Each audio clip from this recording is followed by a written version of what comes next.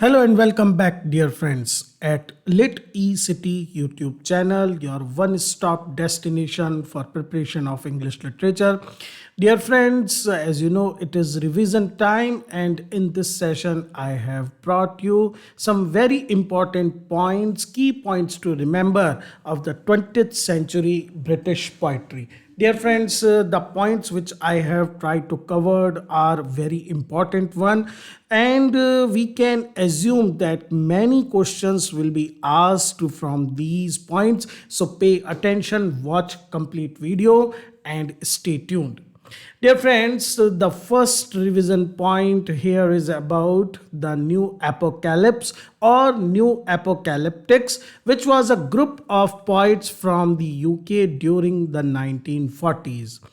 Actually, the group's name was derived from an anthology which was titled The New Apocalypse and published in 1939. As you can understand, it was the beginning of Second World War. It was followed by two other anthologies which were titled respectively The White Horseman, Prose and Verse of the New Apocalypse and Crown and Sickle. Now, if we talk about the poets associated with this movement, Henry Treece and J.F. Henry, these two are associated with the New Apocalypse and they describe themselves as anti-cerebral. So we can understand that these poets were actually against the poetic practices of the second and third decade of 20th century, dominated by poetry of Yeats, Auden and of course T.S. Eliot. Then we come to the movement, which was a group of English poets writing in 1950s, and the group include Philip Larkin, Kingsley Amis, Elizabeth Jennings, Tom Gunn, John Way, D.J. Enright, and Robert Conquest. Now, once again, these poets were similar lines, as they also rejected modernism, experimentation, romanticism, and the metaphorical works of the poets like Dylan Thomas. In contrast, their verse was ironical, down to earth approach, and totally unsentimental. You can easily understand why Larkin is included in this group. In fact, the title for this group was coined in 1954 by the literary editor of the magazine The Spectator, J.D. Scott, and refer to this new movement of the 50s. If we talk about the anthologies, it produced two anthologies, D.J. Enright's Poets of the 1950s and Robert Conquest's very influential New Lines, published in 1956. Then actually there is the group, which was an informal group of poets based in London from mid 1950s to the mid 1960s. This particular informal group was the brainchild of the poet and teacher Philip Hobsbawm, who around 1955 began a series of writing workshops, and these were later known as the group. And these meetings were held in various cities like Cambridge, London, Belfast, and Glasgow. Other poets who were related to this group and partook in its meeting were George Macbeth, Edward Lucy Smith, Peter Redgrove, Ellen Brown John, Peter Potter, and Martin Bell. The Liverpool Poets was a group of influential poets of 1960s based in Liverpool, England, largely influenced by the beat poetry, American beat poetry of 1950s. They were also inspired by the pop group The Beatles, which was gaining worldwide recognition in this period, and also with the Anglo-American jazz poetry movement. Principal poets associated with this particular movement are Roger McGough, Brian Patton, and Adrian Henry. They all belong to the working class background. Their anthology, The Mersey Sound, was published by Penguin in 1967. The Cambridge Poets. They were a group of poets of 1970s centered around J.H. Prine and Andrew Crozier, and they are known for the foregrounding of language over discourse. So their main concern in writing poetry was the use of words and how words. So basically, it is more about performance. Other poets associated with this school are John James, Douglas Oliver, Veronica Forrest Thompson, Peter Riley, Tom Longville, and John Riley. Geoffrey Hills. Now we will talk about individual poet Hills' collection. King Log, Mercian Hymns are series of prose poems combining memories of his childhood with tales of 8th century Mercian king Offa.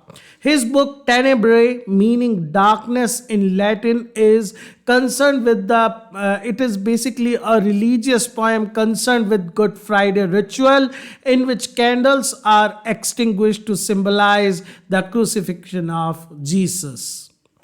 Michael Horowitz. He is an iconoclast poet and editor who founded the groundbreaking New Departures magazine. And he founded this magazine while he was still a student at Oxford University. He published in this magazine poets like William Burroughs, Allen Ginsberg, Jack Kerouac, and other leading figure of the counterculture. If we talk about his poetry, he was the author of A New Wasteland, Time Ship Earth at Millennium, and Word Sounds and Sightlines. He was also the editor of the celebrated anthology Children of Albion, Poetry of the Underground in Britain, which was published by Penguin in 1969. This is very, very important information, my dear friends. Let's talk about some different types of poems, which is specific which is are of specific importance in context with 20th century. A canto is a collage poem composed of lines lifted from other sources. The term is actually derived from the Latin word canto, which means patchwork. Now, there are many examples, but one very good example is John Ashbery, who borrowed from more than 40 works, including poems like My Last Duchess and poems by Tennyson to Shakespearean sonnets to work his canto to a waterfowl. A found poem is made of existing texts by reordering them and then finally transforming them into poems. Now, found poetry can be made from newspaper articles, street signs, graffiti, speeches, letters, or even other poems. This is the main difference. Canto is made from the lines of other poems, while found can be made by anything. It need not to be a poetic thing. Ezra Pound, in his many cantos, include letters written by presidents and popes and official documents from governments and banks. Now, monistic. Now, monistic is a poem made up of a single line. It has a very old tradition, but we can say it is not very popular medium for obvious reason. Prominent modern practitioner of this particular type of poetry include Walt Whitman, John Ashbery, Allen Ginsberg, whose American Sentences is a very good example of this type of poetry, and Ivor Winters. Ian Hamilton Finlay, who was a Scottish poet of the 20th century, became noted for reducing the monastic form to one word with his concrete poems in 1960s. Second Ian. It was a literary magazine founded in 1966 by the poet Peter Finch. During the 70s, second Ian became the vehicle for experimental sorry, concrete sound and visual poetry. It featured works by poets like Peter Radgrove, Ken Taylor, Bob Cobbing. Now, Bob Cobbing is very important poet associated with experimental school, Doug Blazek, D.M. Thomas, and John Tripp, among others. Death of a Naturalist. It is the title poem from Shomas Death of a Naturalist. It is the title poem from Seamus Heaney's first collection of poems. In this poem, Heaney describes how any interest he had in becoming a keen observer of nature was destroyed by his early experiences of witnessing. For him, it was quite an appalling experience, reproductive cycle of frogs, which he found in a bog near his hometown.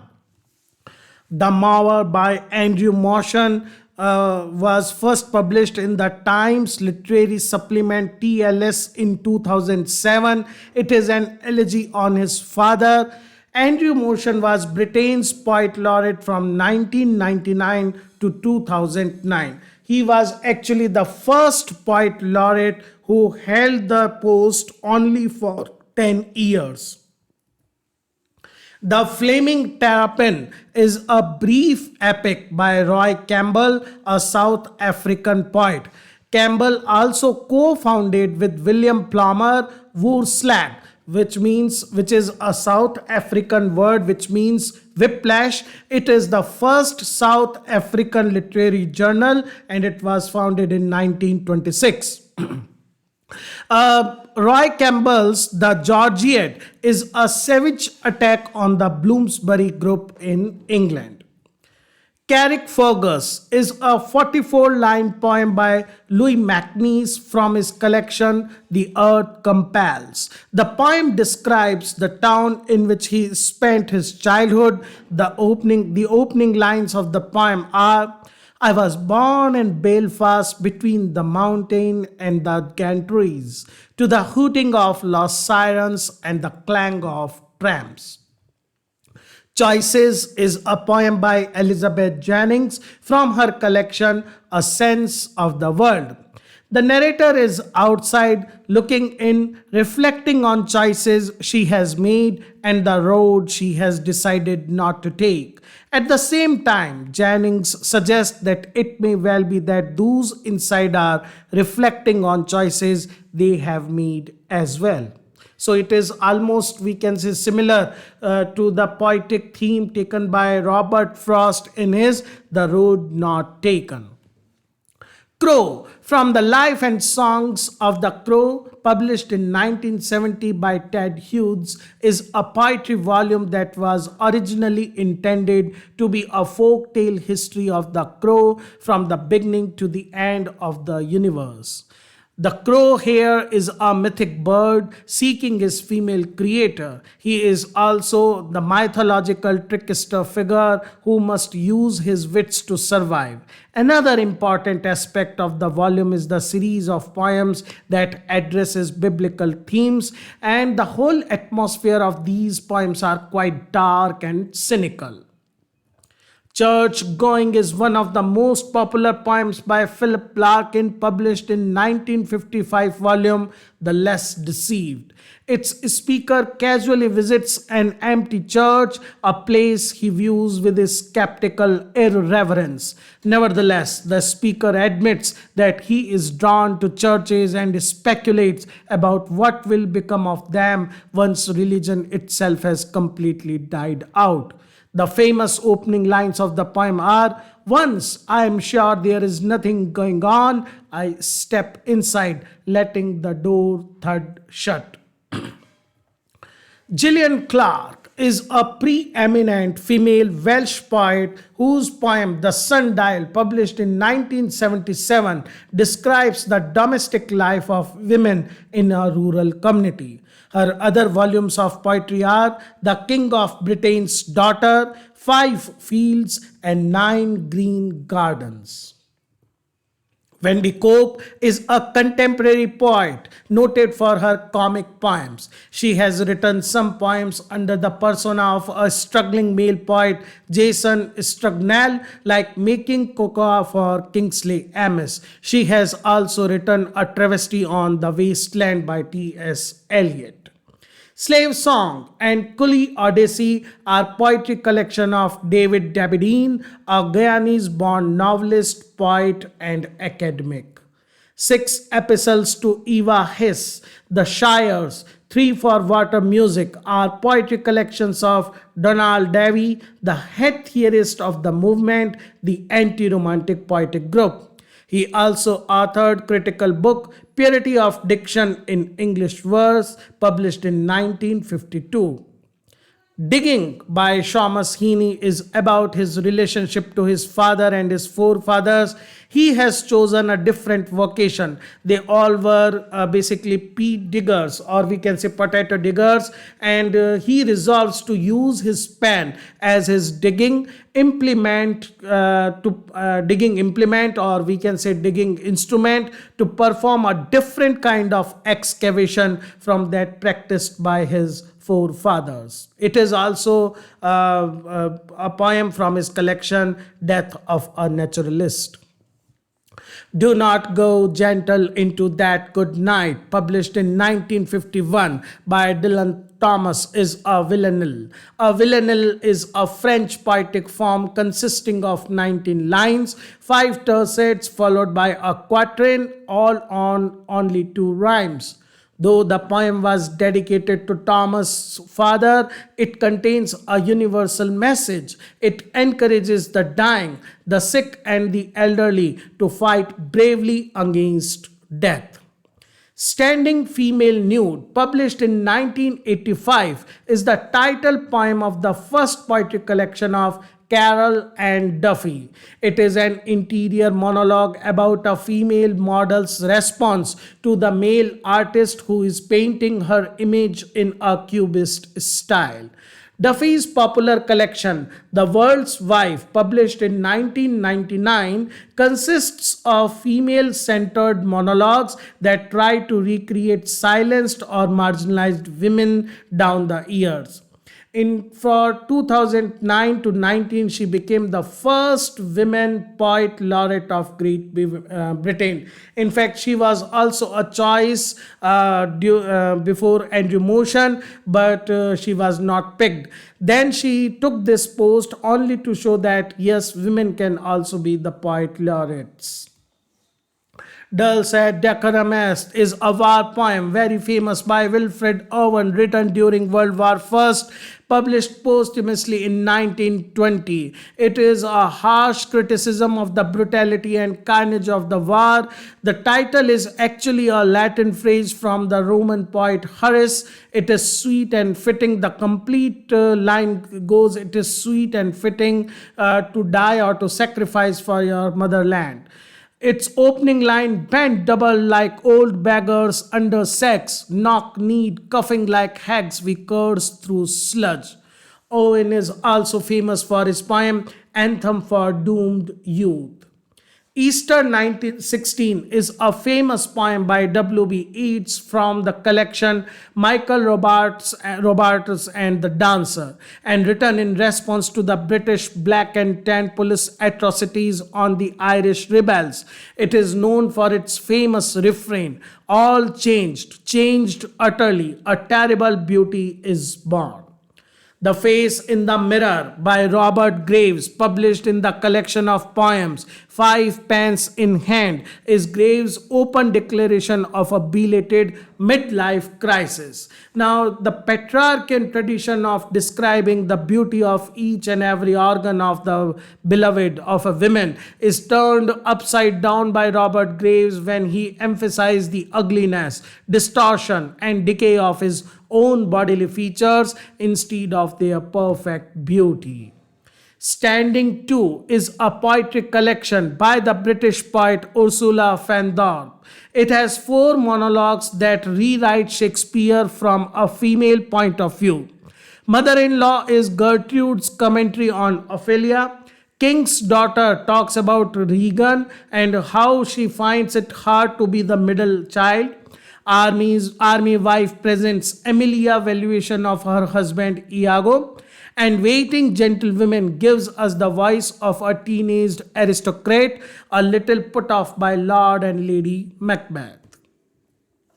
Statistics justify and scholars seize the salience of colonial policy. What is that to the white child hacked in bed, to savages expendable as Jews? These famous lines are taken from the poem A Far Cry from Africa, written by Derek Walcott, another Nobel Prize recipient. The Fat Black Women's Poems is a collection of poems by Grace Nichols, a Guyanese poet. The whole collection is dedicated to representing the diversity of black femininity, which cannot be reduced to conventional stereotypical notions of either womanhood or ethnicity. Her first collection, I Is a Long Memoried Woman, won the Commonwealth Poetry Prize.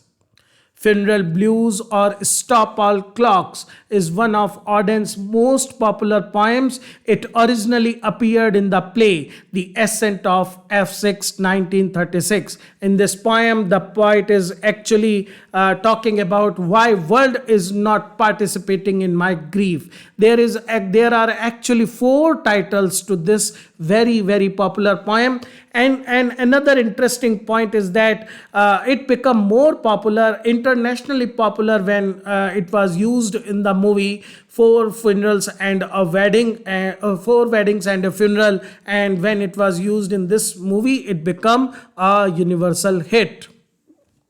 Roman Balcony, David Gascoigne's first book of poetry, appeared when he was only 16, and it was followed 4 years later by another surrealistic collection of poetry, Man's Life is This Meat. He has also written a very popular history of surrealism, a short survey of surrealism published in 1935. Lorna Goodison is one of the finest Anglophone Caribbean poets writing today. Her collection include Supplying Salt and Light in 2013, Golden Grove, New and Selected Poems in 2006, Controlling the Silver in 2005, and Tamarind Season, I Am Becoming My Mother. These all are her famous collections. Havisham by Carroll and Duffy is a response to Charles Dickens' portrayal of Miss Havisham in Great Expectations. Duffy presents her marriage day trauma because she has been ditched by her fiancé and anger at her fiancé. She also imaginatively describes what she might have thought after that tragic event of her life. North is Seamus Heaney's most controversial collection, which draws upon Irish poetic convention, the Ailing, or female personification of Ireland, in poems such as The Bog Queen, Bone Dreams, Come to the Bower. Okay friends, that was all in this revision session of Poetry of 20th Century. I hope you are benefited by this session, and you may find 2 or 3 questions directly or indirectly from these fact points. So keep preparing, do your best in your exam. Thank you friends.